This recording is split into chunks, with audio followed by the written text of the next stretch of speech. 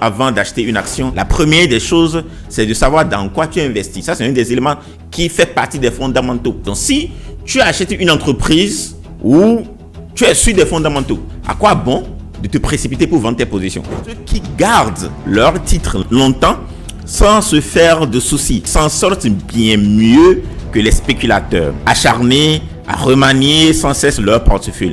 L'investisseur qui n'est pas stressé prend en général le temps de mieux s'informer et a une meilleure connaissance des valeurs fondamentales. Il est plus patient et moins victime de ses émotions. Il paie moins d'impôts sur les gains en capital, n'a pas à acquitter des commissions de courtage inutiles et il évite de se comporter comme casuiste en pensant trop. Salut à toi et bienvenue dans cette nouvelle vidéo dans laquelle nous allons faire la part entre ce que c'est qu'un investissement et une spéculation ou encore du commerce. Parce que lorsqu'il est question de la bourse notamment, ce sont des investisseurs qui profitent énormément des opportunités que la bourse va leur mettre à disposition pour devenir libre. Donc si tu ne fais pas la part entre le simple fait d'acheter et de revendre à chaque fois que la bourse va fructifier, que j'appelle ici du commerce ou simplement de la spéculation, pensant que tu es en train d'investir, tu ne vas pas profiter pleinement des performances de la bourse. Donc nous allons décortiquer, nous allons faire la part des choses dans cette vidéo quand il est question d'investissement.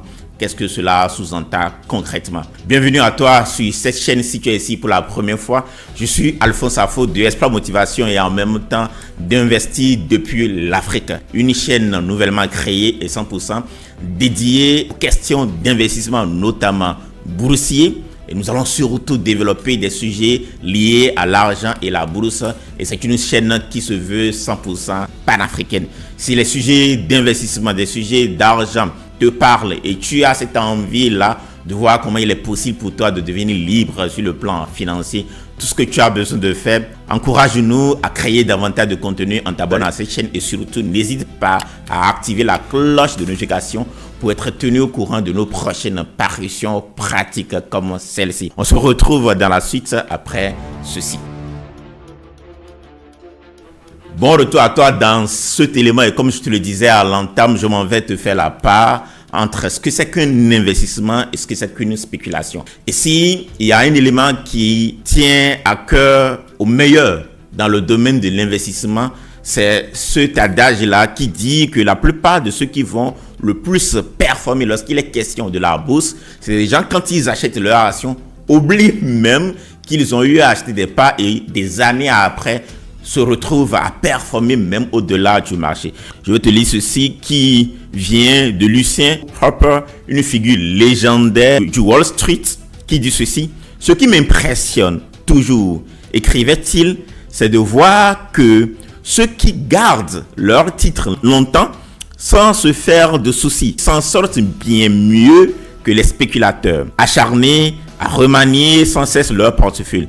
L'investisseur qui n'est pas stressé prend en général le temps de mieux s'informer et a une meilleure connaissance des valeurs fondamentales. Il est plus patient et moins victime de ses émotions. Il paie moins d'impôts sur les gains en capital, n'a pas à acquitter des commissions de courtage inutiles et il évite de se comporter comme casuiste en pensant trop. » Alors, qu'est-ce que cela sous-entend? Qu'est-ce qu'il essaie de nous dire par ici? Donc, comme je te le disais, il est démontré que lorsqu'il est question d'investissement, notamment boursier, la plupart de ceux qui vont mieux performer, c'est ceux qui, quand ils achètent leurs actions, le laissent sur le long terme. Autrement dit, ce qui va payer lorsqu'il est question d'investissement, notamment boursier, et je le répète encore, c'est la constance. Donc, qu'est-ce que cela sous-entend? Qu'est-ce qu'ils essaient de nous dire ici? Alors, il y a un des éléments qui est très important avant d'acheter une action, c'est de prendre du temps et faire tes exercices. Et faire tes exercices sous-entend que tu maîtrises les fondamentaux de cette entreprise-là. Premièrement, tu connais le secteur d'activité où tu maîtrises dans quoi cette entreprise investit. Quand je parle d'investissement ici, c'est-à-dire, voilà, qu'est-ce que cette entreprise fait?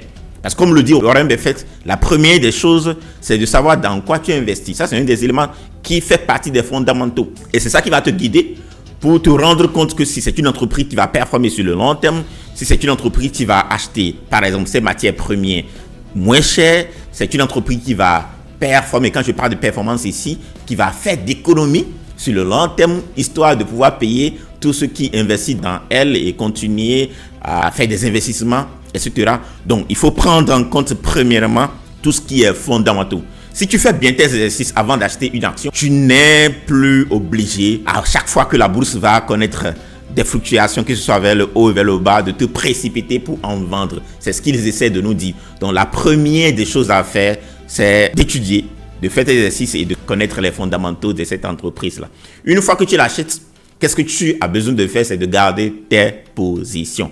Parce que à chaque fois que la bourse va faire des fluctuations et que tu vas vendre tes positions, notamment à découvert, qu'est-ce qui se passe? Pendant que tu vends, il y a des frais, des courtages que tu paies.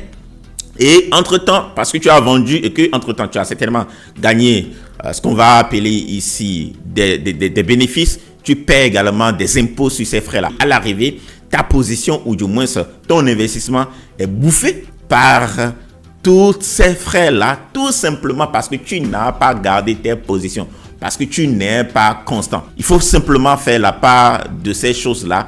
Investir ne veut pas dire du commerce, parce que le commerce, c'est quand tu achètes et tu revends à chaque fois que tu sors, c'est-à-dire habituellement tu fais du stockage. Quand on fait du commerce, on fait du stockage, ou bien on va acheter, l'objectif c'est de revendre plus cher. Donc l'investissement en bourse, ce n'est pas du commerce et ce n'est pas de la spéculation. La plupart de ceux qui vont faire de la spéculation, à l'arrivée, ils n'arrivent même pas à battre le marché. Donc c'est très important de prendre en compte ces aspects-là. Et voilà pourquoi quand on parle de trading, voilà, ce n'est pas quelque chose qui me parle parce que c'est de la spéculation tout simplement. Et moi, je suis investisseur. Donc voilà ce que je voudrais partager avec toi dans cette vidéo. J'espère qu'elle a été claire pour toi. Je voudrais qu'on reprenne cette lecture parce qu'il a tout dit dans sa citation-là. Il dit « Ce qui m'impressionne toujours, écrivait-il, c'est de voir que ceux qui gardent leur titre longtemps, ça se fait de soucis, s'en sortent mieux que les spéculateurs. » Donc, si tu achètes une entreprise où tu es sur des fondamentaux, à quoi bon de te précipiter pour vendre tes positions? C'est ce qu'il est en train de dire, par exemple, ici, d'accord? Sans se faire de soucis, s'en sortent mieux que les spéculateurs acharnés à remanier sans cesse leur portefeuille. L'investisseur qui n'est pas stressé prend en général le temps de mieux s'informer et a une meilleure connaissance des valeurs fondamentales. Il est plus patient et moins victime de ses émotions. Donc, la bourse à plus de 90% va dépendre de tes émotions. Et parce que tu as bien fait tes exercices, voilà, tu ne vas pas être stressé pour te précipiter et vendre tes positions quand cela va connaître des mouvements. Une chose est certaine, c'est que dans les heures, dans les jours, dans les mois à venir, si tu as bien fait tes exercices et que tu as choisi des entreprises qui respectent un certain nombre de critères du point de vue fondamentaux, tes positions vont finir par remonter. Donc, cela va t'amener à payer moins d'impôts, à payer moins de frais, puisque par qui on passe pour investir dans la bourse, on passe par des courtages, on passe par des brokers. Et ces brokers prennent des frais à chaque fois que tu vas faire des achats, que tu vas faire des reventes, ou du moins que tu vas gagner des gains. Voilà ce que je voudrais partager avec toi dans cette vidéo. J'espère qu'elle t'a parlé. Si tel est le cas, n'hésite pas à nous le montrer. Voilà, j'ai préparé une formation de plus d'une heure dans laquelle je te montre étape par étape comment il est possible pour toi de devenir libre grâce à l'opportunité de la bourse, notamment de là où tu te trouves, que tu sois en Afrique ou dans la diaspora. Nous allons mettre le lien dans les commentaires. N'hésite pas à y aller pour découvrir de quoi il est question. Si cette vidéo t'a parlé, n'hésite pas à la liker, à la commenter, surtout à la partager avec des gens pour faire du bien dans la vie de quelqu'un. Et sache simplement que tu es à un clic de devenir libre sur le plan financier. Et fais-le maintenant. Thank you. Ciao.